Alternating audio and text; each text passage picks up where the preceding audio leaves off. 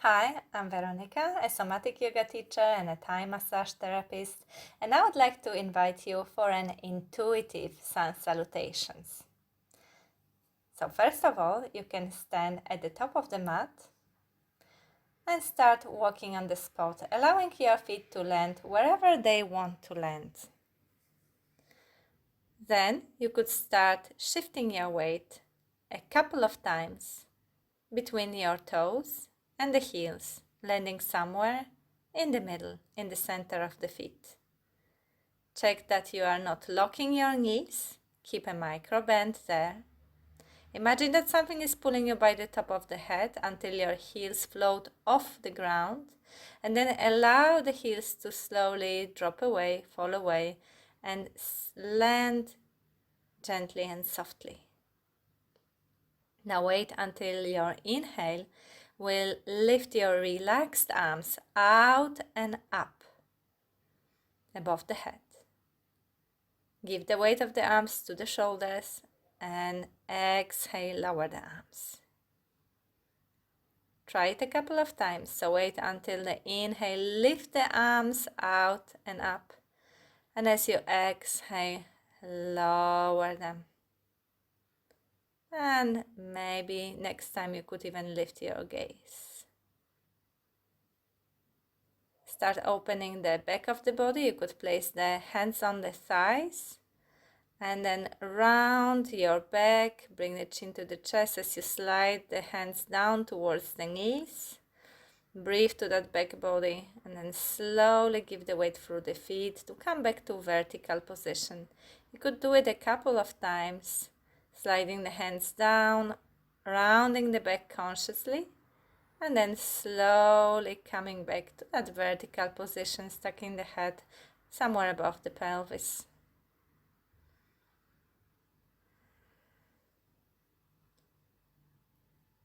Opening one vertebra at a time.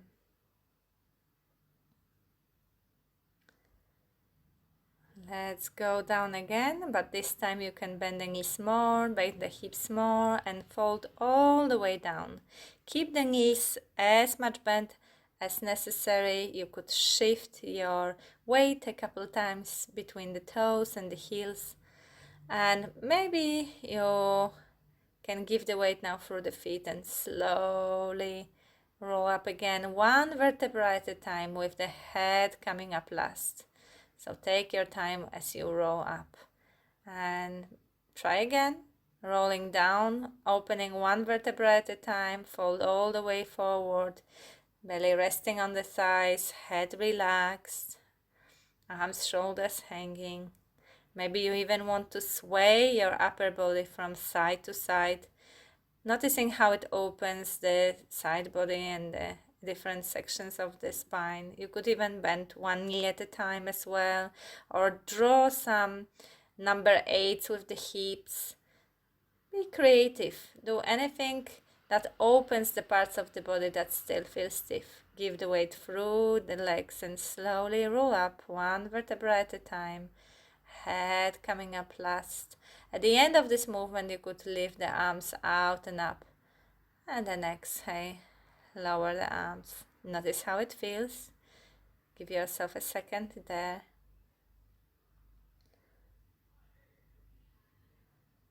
And then you can go for a dynamic chair. So that's bending the knees and reaching with the relaxed arms forward and up, so that there's no gripping, no tightening in the arm muscles.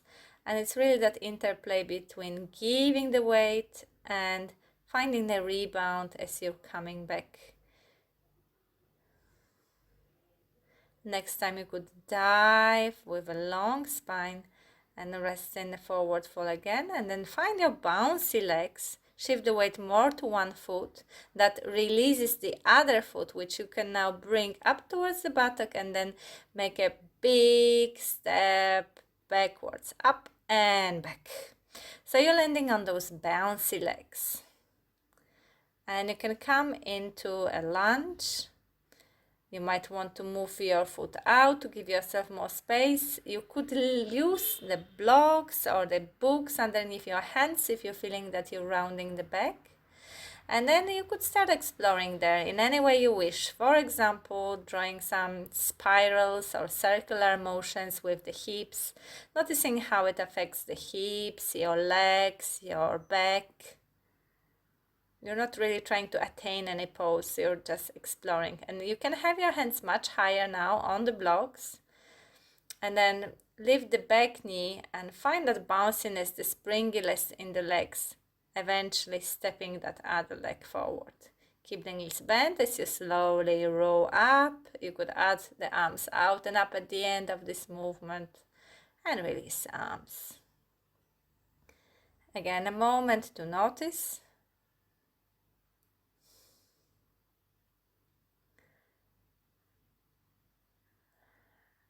And then you could shift the weight a couple of times between one foot, the other. When you're ready, find that dive as if you're jumping out of your legs, and then find that shift between one foot and the other that lifts one foot, that other leg now, step it far back, the knees bend. You're landing in a lunge, you could move your foot out, give yourself space so that you're not cramped, so that you can easily reach to the ground or to your blocks. And then again, explore the way you want, maybe some circles or some other sort of shapes with pelvis, just so that you really feel into your body here. It doesn't need to be anything specific. And you could spend here as much time as you want. Eventually you can tuck the toes under, bend that back knee and find that springy bounciness in the back leg, which is going to bring you in one move into the forward fold. And then again you could roll up, move the arms out and up when you inhale and lower them as you exhale. Notice how it feels, the right side, the left side, after just one round of this. You could roll one vertebra at a time again. Each time it might feel a bit easier, and this time maybe you want to bend the knees to come all the way to full squat. It doesn't mean that your heels need to be on the ground. And you could go between those shapes as many times as you want. Maybe you want to lift the heels up and maybe rest the hands a bit higher if that's any easier, and let your heels drop away so that there is more space being created, but it's organic. It's not something that you're pushing or you're trying to reach into. You're just trying to find more space in the body. You could also walk your feet back, but still keeping the knees bent, and check if it's possible to keep the same weight on all four limbs. You could walk your hands all the way, coming back again to the forward fold, and walk your weight a bit forward without losing that connection with the ground through the feet. You might even imagine that something is pulling you by the tail up and back, as if you're a monkey and that is attached to a branch of a tree with a tail. So as you walk your hands forward, it's without losing that weight on the feet. So it's the same weight on all four limbs, and your spine is kind of hanging from your tail, so the head is relaxed. And as you're in this your own downward dog, which you can do with feet in various positions, you could explore there as well, moving your legs or maybe wiggling your hips, anything that feels good and exploratory. And whenever you want to have a rest into the child's pose or your version of a child's pose. And you can slowly come up to sitting on the heels. If that's the pose where you can stay for a moment, you could do it also kneeling. And reach with your arms forward, but not as far as you can. And you can slowly start shifting between bringing the heels towards the hips towards the heels and moving the weight forward so that it's more on all limbs, or maybe even farther forward so that you feel it slightly more on the hands.